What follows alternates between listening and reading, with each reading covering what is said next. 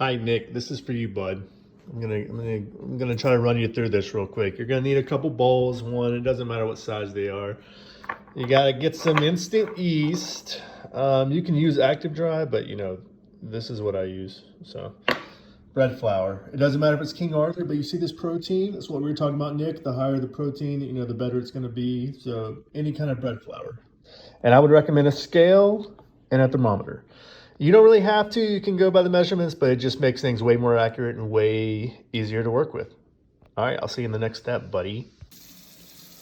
All right, Nick. We got our scale and we got our bowl on our scale. Here's what we're going to do. We are going to take 350 grams of warm water. Now this is hard to do.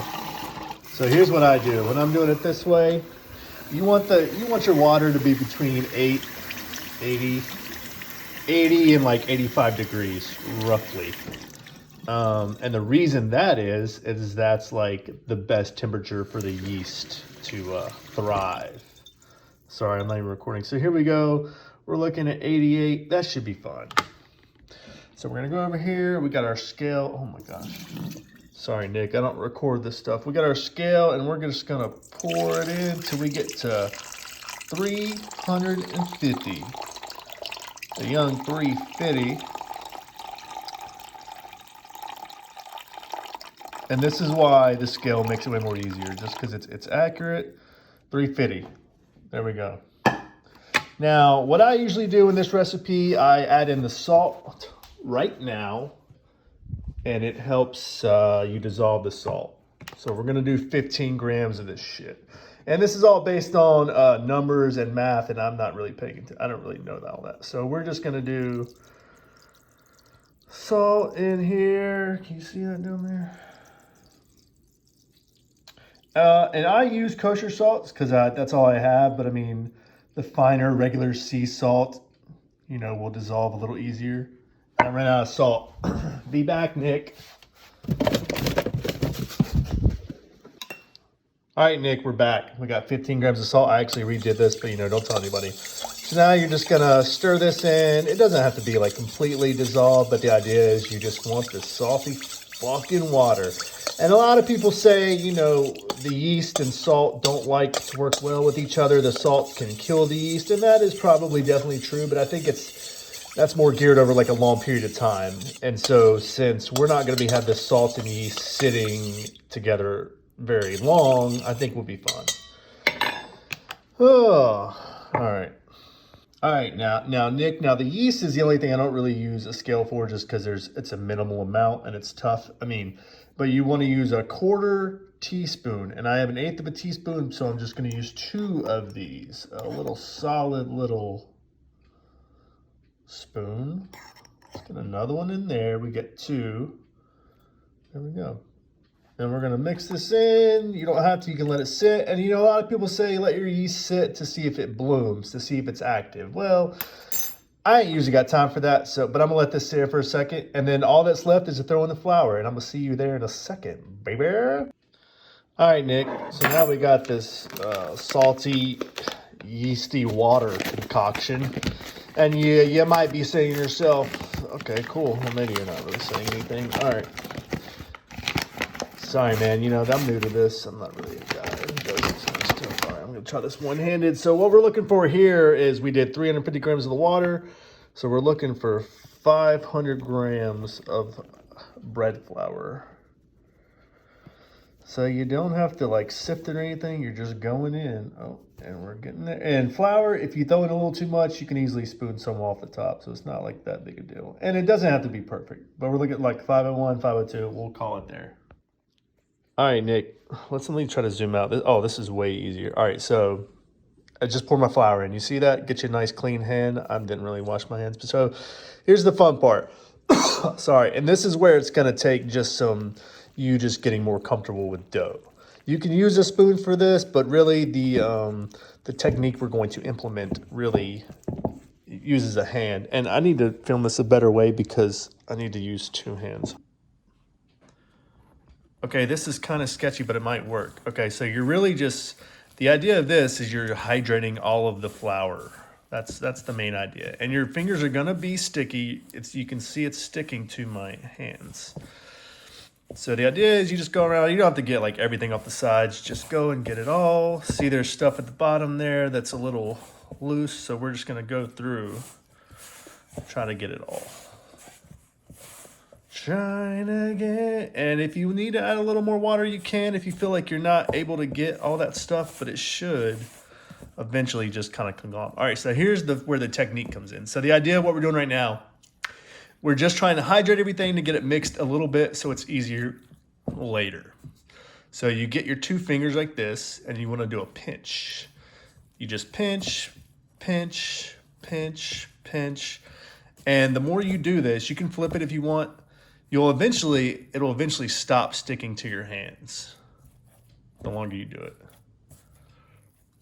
And you just pinch, and you're really just bringing everything together in a nice cohesive little mound, and we will shape it in a bit. So there you can see, that's probably pretty good. And here's where the thermometer comes in. You want to take it in there. You don't have this, I don't even do this anymore, but if you want to, you can't see that, but you want to be right around 80 degrees. When you hit 80 degrees, you're good. So I have a little bit of this, but that's fine. You're just going to wash it off. Now, Nick, you're going to want to cover this and sit for 20 minutes, and we'll be back.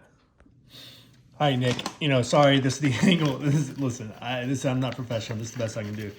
So we're going to have a little surface. It can be a cutting board. It can just be your kitchen counter. And we're just going to put a nice little dusting of flour on there. Same bread flour, whatever. And now it's been 20 minutes, and I like to put mine on top of the fridge. That seems to be a warm enough place. Now you see it still looks pretty whatever. And we're just gonna, but it's not as sticky anymore. And we're just gonna fold this out onto the surface. So it's kind of combined. You see it there. Now here's where you wanna, take some flour, and you just wanna, you can kind of go over it, but you want your hands to be floured because that's going to help it not stick. And we're not doing anything crazy here. You just take it on each side and you kind of fold it underneath. And then you can say, this is like the kneading part, essentially. And what we're doing, let me try to backtrack. So why we waited, and you can, if it's too sticky, just grab some more flour. You can't really go overboard. I mean, you can, but it helps it out. So we waited the 20 minutes because after mixing it, you have to let it rest because it's like it's done all the mixing it's gonna do. It's not gonna mix anymore. So here you're just you can take the palm.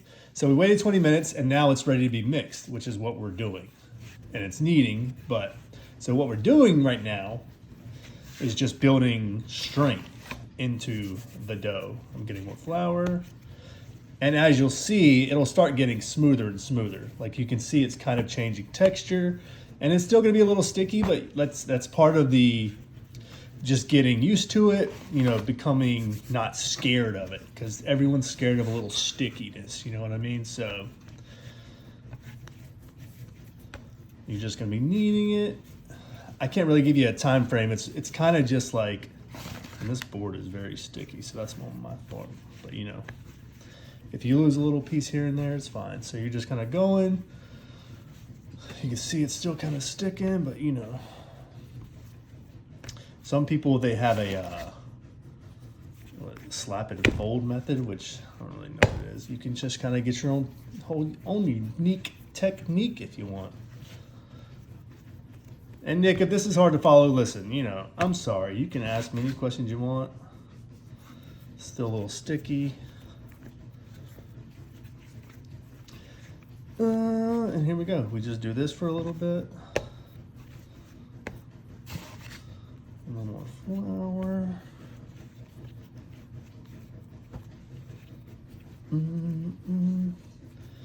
And we are just building strength into the dough so that eventually when we get ready to use it, it's not going to tear. If you've had some that tear, that just means there wasn't enough strength built into the dough, which is what we're doing now. And a lot of the strength is also built in the timing. When you put it in the fridge here in a little bit, I'll show you once we get to that part. But those 2 to 3 days spent in the fridge is building, the network of gluten, the network of strength binding proteins that give the dough flavor, they give it stretchiness. So We're almost there. And this would have been a little quicker if I wasn't like talking and distracted, but. And it doesn't have to be, you know, it doesn't have to be perfect because we still have one more turn of. So there it is. It's not like a perfectly textured ball, but it's not very sticky. And we're, you know, we're good. You just want it, you know, you want it smooth, but it's not the final phase yet, so it doesn't have to be super smooth. And there you go. Now, you will get another bowl. You can use the same bowl you had before and just put like a little, sorry. You're gonna put a little bit of olive oil in the bowl as I throw the cap in the lid. So just, you got a little olive oil, just kind of swish around the bowl. Take your little ball, let it sit in the bowl. And we're gonna cover this just like we did the first time for 2 hours this time, Nick, okay? All right, Nick, here we go. After 2 hours, it should be nice and kind of shiny. I probably had a little too much oil in mine, but so you just kind of, it's really come together. So you just take it out, throw it onto a floured surface. And you can do this with 2 hands or 1 hand, but like now it's really fucking smooth. So you don't need to do it too much. Like it's pretty much good now. So here's where a scale comes in to play as I get the scale. Because the normal recipe I've been using is I can split it into 3 dough balls. And so you weigh it and then you split it that way. What was I saying? But now I do 4, so I'm going to split this into 4. I'm not going to film. You know what? I'll do that because it's not. Here we go. You get to see it upside down though. That way you can see me weigh it. So you know we're going to see the whole thing here is 862. I can't do math. Alexa, what's 862 divided by 4? 862 divided by 4 is 215.5. 215. No, you can also ask me questions. Nope, we're done. We're done. So I'm looking for 215. Oh my gosh. Okay, I usually don't do that. That's perfect. So then we'll just set that one aside. We get the 1. So you split it up to however many. So if you want to do a bigger pizzas, you'll do split it into 3 dough balls. God, I'm so close.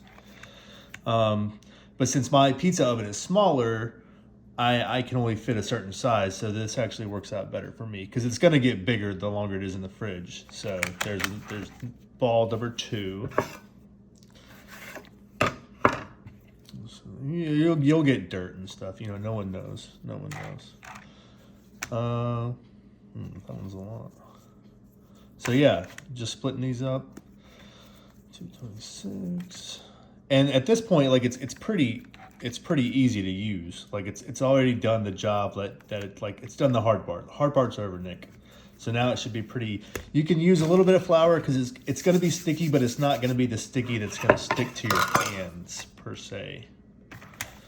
Okay, so then we got our 4 random little dough balls, and so you'll get some flour in your hands. You don't want to do at this stage. You don't want to do that too much, and you're basically you're kind of making it into a ball. And then here's the little technique. This is tricky. So you're kind of just spinning it to making it into a ball. Because the idea is you want the bottom to be sealed. So one hand's kind of going underneath and the other hand's kind of pushing it over the top of it like that. And then you have a neat little ball. And you can use individual little Tupperwares are nice because then it'll rise, it'll get bigger in the next couple of days and then you just take them out whenever you want it. But I have like a bigger tray for mine, which I will show you. So it's just like in that. All right, I'll do this a few more times, but I'm not, just so you can see it. See, this one is a little more easier. And so it'll be pretty smooth, but yeah, you want it to be as smooth as you can get it. And you can feel at the bottom there'll be like a little knot underneath. And you can just kind of you just want to make the bottom as flat as possible is the idea. A little bit of that.